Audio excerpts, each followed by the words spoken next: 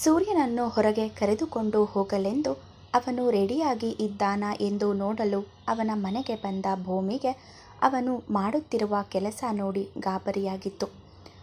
ಅಯ್ಯೋ ಸೂರ್ಯ, ಇದೇನು ಮಾಡ್ತಾ ಇದ್ದೀರಾ ನೀವು ಎಂದು ಕೂಗಿಕೊಂಡು ಒಳಗೆ ಓಡಿ ಬಂದಿದ್ದಳು. ಅವಳ ಜೋರು ಧ್ವನಿ ಕೇಳಿ ಅವಳ ಕಡೆ ನೋಡಿದ ಸೂರ್ಯ, ಯಾಕೆ, ಏನಾಯಿತು, ಯಾಕೆ ಹಾಗೆ ಕೂಕೊಂಡ್ರಿ ಎಂದನು ಗೊಂದಲದಲ್ಲಿ. ಆಗ ಕೂಡಲೇ ಅವನ ಕೈ ಹಿಡಿದ ಭೂಮಿ, ಸೂರ್ಯ, ಕೈಗೆ ಹಾಕಿದ ಬ್ಯಾಂಡೇಜ್ ಯಾಕೆ ಬಿಚ್ಚಿದ್ರಿ ಎಂದು ಗಾಯವಾಗಿದ್ದ ಕೈ ಕಡೆ ನೋಡಿದಳು. ಅದಕ್ಕೆ ಹಾಕಿದ್ದ ಬ್ಯಾಂಡೇಜ್ ತೆಗೆದಿದ್ದ ಕಾರಣ ಮೇಲಿನ ಚರ್ಮ ಕಿತ್ತು ಒಳಗೆ ಇದ್ದ ಕೆಂಪು ಮಾಂಸ ಅಲ್ಲಲ್ಲಿ ಹಾಗೆ ಕಾಣುತ್ತಿತ್ತು. ಅದನ್ನು ನೋಡಲಾಗದೆ ಕಣ್ಣು ಮುಚ್ಚಿ ಮುಖ ಪಕ್ಕಕ್ಕೆ ಹಾಕಿದಳು ಭೂಮಿ.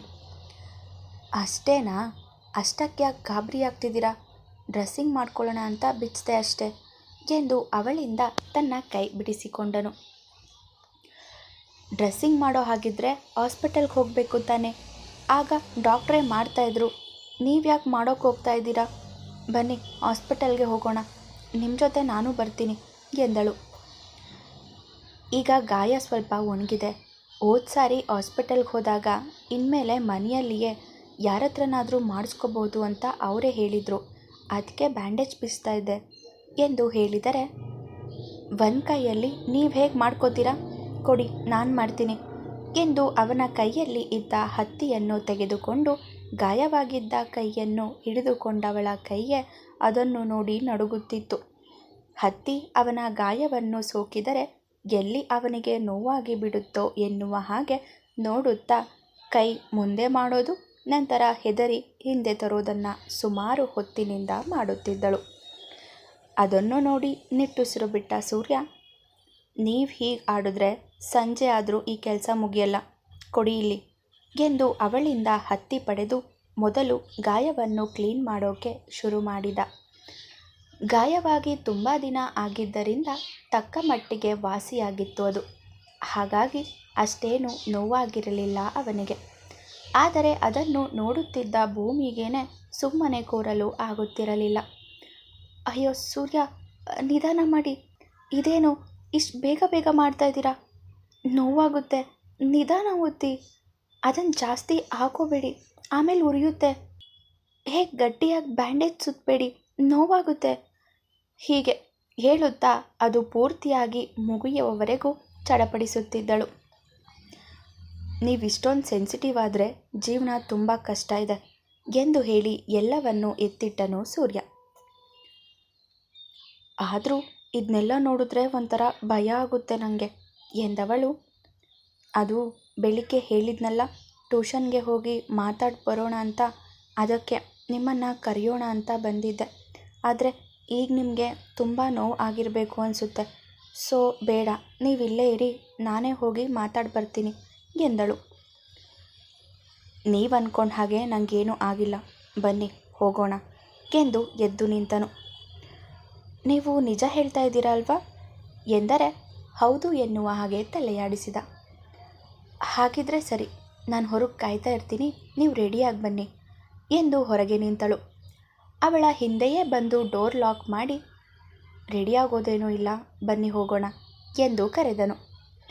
ಆಗ ಹಣೆ ಚಚ್ಚಿಕೊಂಡ ಭೂಮಿ, ಹುಡುಗಿರ ಜೊತೆ ಹೊರಗೋಗೋ ಅವಕಾಶ ಸಿಕ್ಕಿದ್ರೆ ಹುಡುಗರು ಹೇಗೆಲ್ಲ ರೆಡಿಯಾಗಿ ಬರ್ತಾರೆ, ಆದರೆ ಇವರು ಒಂದು ಬಟ್ಟೆ ಕೂಡ ಬದಲಾಯಿಸದೆ ಮನೆಯಲ್ಲಿ ಹಾಕಿರೋದ್ರಲ್ಲೇ ಬರ್ತೀನಿ ಅಂತಾರೆ, ರಾಮ ರಾಮ, ಇವರನ್ನು ಬದಲಾಯಿಸೋದು ತುಂಬ ಇದೆ ಎಂದು ತನ್ನಲ್ಲೇ ಗೊಣಗಿಕೊಂಡು ಅವನ ಹಿಂದೆ ಹೆಜ್ಜೆ ಹಾಕಿದಳು. ತನ್ನ ಕೆಲಸದ ಬಳಿ ಬಂದ ಭೂಮಿ ಇಷ್ಟು ದಿನ ಬಂದಿಲ್ಲದೆ ಇರೋದಕ್ಕೆ ಹುಷಾರಿಲ್ಲದ ಕಾರಣ ಕೊಟ್ಟಳು. ಆದರೆ ಜಾಸ್ತಿ ರಜೆ ಹಾಕೋದರಿಂದ ಮಕ್ಕಳ ಓದಿನ ಮೇಲೆ ಎಫೆಕ್ಟ್ ಆಗುತ್ತೆ ಅನ್ನೋ ಕಾರಣಕ್ಕೆ ಅಲ್ಲಿಯ ಮುಖ್ಯಸ್ಥರು ಭೂಮಿ ಮೇಲೆ ಸ್ವಲ್ಪ ಕೋಪ ಮಾಡಿಕೊಂಡಿದ್ದರು. ಸಾರಿ ಸರ್, ಇನ್ಮೇಲೆ ಹೀಗೆಲ್ಲ ಮಾಡಲ್ಲ, ಪೂರ್ತಿಯಾಗಿ ಹುಷಾರು ತಪ್ಪಿತ್ತು ಅಂತ ಬಂದಿರಲಿಲ್ಲ, ಇದೊಂದು ಸಾರಿ ಎಕ್ಸ್ಕ್ಯೂಸ್ ಕೊಡಿ ಪ್ಲೀಸ್, ನೆಕ್ಸ್ಟ್ ಟೈಮಿಂದ ರಿಪೀಟ್ ಮಾಡಲ್ಲ ಎಂದು ತುಂಬ ಸಾರಿ ಕೇಳಿಕೊಂಡ ಮೇಲೆ ಇಷ್ಟು ದಿನ ರಜೆ ಹಾಕಿದ್ದ ಸಂಬಳವನ್ನು ಕಟ್ ಮಾಡಿ ಉಳಿದ ಸಂಬಳವನ್ನು ಕೊಡೋದಾಗಿ ಹೇಳಿ ಸೋಮವಾರದಿಂದ ಸರಿಯಾಗಿ ಕೆಲಸಕ್ಕೆ ಬರುವಂತೆ ವಾರ್ನ್ ಮಾಡಿ ಕಳಿಸಿದರು. ಹೊರಗೆ ಅವಳಿಗಾಗಿ ಕಾಯುತ್ತಾ ನಿಂತಿದ್ದ ಸೂರ್ಯನ ಬಳಿಗೆ ಬಂದ ಭೂಮಿ, ಬನ್ನಿ ಹೋಗೋಣ ಎಂದಳು. ಏನಾಯಿತು, ಏನಾದರೂ ಬೈದ್ರಾ ಕೇಳಿದ. ಹಾಂ, ಹೇಳ್ದೆ ಕೇಳದೆ ರಜೆ ಹಾಕಿದ್ದಕ್ಕೆ ಕೋಪ ಮಾಡ್ಕೊಂಡಿದ್ರು. ಆದರೆ ಹೇಗೋ ರಿಕ್ವೆಸ್ಟ್ ಮಾಡ್ಕೊಂಡಿದ್ದಕ್ಕೆ ಸುಮ್ಮನೆ ಆದರು. ಬಟ್ ಇಷ್ಟು ದಿನ ರಜೆ ಹಾಕಿದ್ದಕ್ಕೆ ಸ್ಯಾಲ್ರಿ ಕಟ್ ಮಾಡ್ತೀನಿ ಅಂದರು ಎಂದಳು. ಹೋಗಲಿ ಬಿಡಿ, ಕೆಲಸದಿಂದ ತೆಗಿಲಿಲ್ವಲ್ಲ ಅದೇ ಸಮಾಧಾನ. ಹಾಗಿದ್ರೆ ಈಗ ಮನೆಗೆ ಹೋಗೋದಾ? ಬಂದ ಕೆಲಸ ಮುಗಿದಿದ್ದರಿಂದ ಕೇಳಿದ.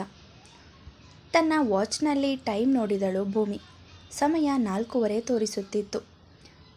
ಇಷ್ಟು ಬೇಗ ಮನೆಗೆ ಹೋಗಿ ಏನು ಮಾಡೋದು? ಹೇಗೋ ಹೊರಗೆ ಬಂದಿದ್ದೀನಿ, ಎಲ್ಲಾದರೂ ಸುತ್ತಾಡೋಕ್ಕೆ ಹೋಗಿದ್ರೆ ಚೆನ್ನಾಗಿರೋದು. ಆದರೆ ಎಲ್ಲಿಗೆ ಹೋಗೋದು ಎಂದು ತನ್ನಲ್ಲೇ ಯೋಚಿಸುತ್ತಿದ್ದಳು ಭೂಮಿ. ಈ ರೀತಿಯಲ್ಲಾದರೂ ಅವನ ಜೊತೆ ಸ್ವಲ್ಪ ಜಾಸ್ತಿ ಸಮಯ ಕಳೆಯುವ ಆಸೆಯಿಂದ. ಹಾಗೆ ಯೋಚಿಸುತ್ತಿದ್ದವಳು ಸಡನ್ನಾಗಿ ತನ್ನ ಕಾಲೇಜ್ ವಿಷಯವನ್ನು ನೆನಪು ಮಾಡಿಕೊಂಡು, ಅರೆ ಸೂರ್ಯ, ನಾನು ನಿಮಗೆ ಒಂದು ವಿಷಯ ಹೇಳೋದನ್ನೇ ಮರೆತೆ ನೋಡಿ ಎಂದು ಕಾಲೇಜ್ನಲ್ಲಿ ತಾನು ಸೆಲೆಕ್ಟ್ ಆದ ವಿಷಯವನ್ನು ಹೇಳಿದಳು. ಹಾಗೆ ಹೇಳುವಾಗ ಅವಳ ಮುಖದಲ್ಲಿ ನಗುವಿತ್ತು. ಆವತ್ತು ನನ್ನ ಕಾರಣದಿಂದ ಹೋಗಲ್ಲ ಅಂತ ಹಠ ಮಾಡ್ತಾಯಿದ್ರಿ, ಆದರೆ ಈಗ ನೋಡಿ ನಿಮ್ಮ ಮುಖದಲ್ಲಿ ಎಷ್ಟು ಖುಷಿ ಇದೆ ಅಂತ. ಎನಿವೆ, ಕಂಗ್ರ್ಯಾಚುಲೇಷನ್ಸ್ ಎಂದು ತುಂಬು ಮನಸ್ಸಿನಿಂದ ಶುಭ ಕೋರಿದನು. ಥ್ಯಾಂಕ್ಸ್. ಒಂದು ರೀತಿ ನನಗೆ ಅವಕಾಶ ಸಿಗೋಕೆ ನೀವು ಕೂಡ ಕಾರಣನೇ. ಸೊ ಇವತ್ತು ನನ್ನ ಕಡೆಯಿಂದ ನಿಮಗೆ ಟ್ರೀಟ್ ಕೊಡಿಸ್ತೀನಿ, ಬನ್ನಿ ಎಂದಳು. ಪರವಾಗಿಲ್ಲ, ಅದೆಲ್ಲ ಏನೂ ಬೇಡ. ಅದೆಲ್ಲ ನನಗೆ ಗೊತ್ತಿಲ್ಲ, ಬರಬೇಕು ಅಂದರೆ ಬರಬೇಕಷ್ಟೆ. ಮತ್ತು ಏನು ಗೊತ್ತಾ, ನಮ್ಮ ಕಾಲೇಜ್ ಹತ್ರ ಸಂಜೆ ಟೈಮ್ನಲ್ಲಿ ಸ್ಟ್ರೀಟ್ ಫುಡ್ಸ್ ಸಖತ್ತಾಗಿ ಮಾಡ್ತಾರೆ. ಈಗ ನನಗೂ ತಿನ್ನಬೇಕು ಅಂತ ಅನ್ನಿಸ್ತಾ ಇದೆ, ಅಲ್ಲಿಗೆ ಹೋಗೋಣ ಬನ್ನಿ ಎಂದಳು. ಸೂರ್ಯನಿಗೆ ಅದೆಲ್ಲ ತಿನ್ನೋ ಮನಸ್ಸಿಲ್ಲದಿದ್ದರೂ ಅವಳು ತಿನ್ನಬೇಕು ಅಂದಿದ್ದನ್ನು ನೋಡಿ ಸರಿ ಎನ್ನುವ ಹಾಗೆ ತಲೆಯಾಡಿಸಿ ಹೊರಟನು. ಬಸ್ ಸ್ಟಾಪ್ ಕಡೆ ಹೋಗುವ ದಾರಿಯಲ್ಲಿಯೇ ತನ್ನ ಗ್ಯಾರೇಜ್ ಕೂಡ ಸಿಗುವುದರಿಂದ ಅಲ್ಲಿಗೂ ಸಹ ಹೋಗಿ ಎಲ್ಲರನ್ನೂ ಮಾತಾಡಿಸಿ ನಂತರ ಬಸ್ ಸ್ಟಾಪ್ ಕಡೆ ಬಂದರು. ಸುಮಾರು ಸಮಯ ಬಸ್ಗಾಗಿ ಕಾಯುತ್ತಾ ನಿಂತಿದ್ದರು ಇಬ್ಬರು. 2-3 ಬಸ್ ಬಂದರೂ ಸಹ ಯಾವ ಸೀಟ್ ಕೂಡ ಖಾಲಿ ಇರಲಿಲ್ಲ. ಸೂರ್ಯ, ಹೀಗೆ ನಿಂತರೆ ರಾತ್ರಿವರೆಗೂ ಇಲ್ಲೇ ಇರಬೇಕಾಗುತ್ತಷ್ಟೆ. ಇಲ್ಲಿಂದ 20 ನಿಮಿಷದ ದಾರಿಯಷ್ಟೆ, ನಿಂತ್ಕೊಂಡೇ ಹೋಗೋಣ ಬನ್ನಿ ಎಂದು ಹೇಳಿ ಮುಂದಿನ ಬಸ್ಸಿಗೇನೆ ಇಬ್ಬರು ಹತ್ತಿಕೊಂಡರು. ನೂಕು ನುಗ್ಗಲಿನಲ್ಲಿಯೇ ಹೇಗೋ ಜಾಗ ಮಾಡಿ ಇಬ್ಬರು ನಿಂತುಕೊಂಡಿದ್ದರು.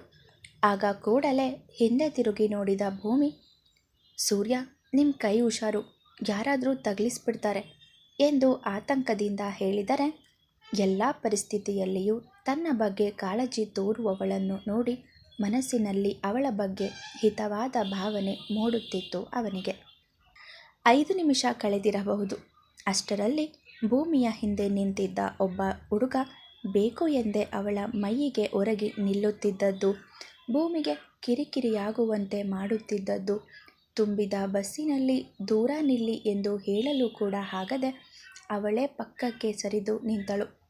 ಆಗ ಅಲ್ಲಿಗೂ ಬಂದಾತ ಅವಳ ಬೆನ್ನಿಗೆ ತನ್ನ ಮೈಯನ್ನು ತಾಗಿಸುವುದು, ಬ್ರೇಕ್ ಹಾಕದೇ ಇದ್ದರೂ ಬೀಳುವಂತೆ ನಟಿಸಿ ಅವಳನ್ನು ಮುಟ್ಟುವುದು ಮಾಡುತ್ತಿದ್ದ. ಸಹಿಸೋ ಅಷ್ಟು ಸಹಿಸಿದವಳು, ರೀ ಮಿಸ್ಟರ್, ಸ್ವಲ್ಪ ದೂರ ನಿಲ್ಲಿ ಎಂದು ರೇಗಿದಳು ಅವನ ಮೇಲೆ. ನಾನೇನೋ ಬೇಕು ಅಂತ ನಿಮ್ಮ ಹತ್ರ ಬರ್ತಾ ಇದ್ದೀನಿ ಅನ್ನೋ ಹಾಗೆ ಮಾತಾಡ್ತಾ ಇದ್ದೀರಲ್ಲ, ರಶ್ ಇದೆ, ಕಾಣ್ತಾ ಇಲ್ವಾ? ದೂರ ಹೋಗು ಅಂದರೆ ಇನ್ನೆಲ್ಲಿಗೋಗಲಿ ಎಂದು ಅವಳಿಗೆ ದಬಾಯಿಸಿ ತನ್ನ ಕೆಲಸವನ್ನು ಪುನಃ ಮುಂದುವರಿಸಿದನು. ಮುಂದುವರಿಯುವುದು.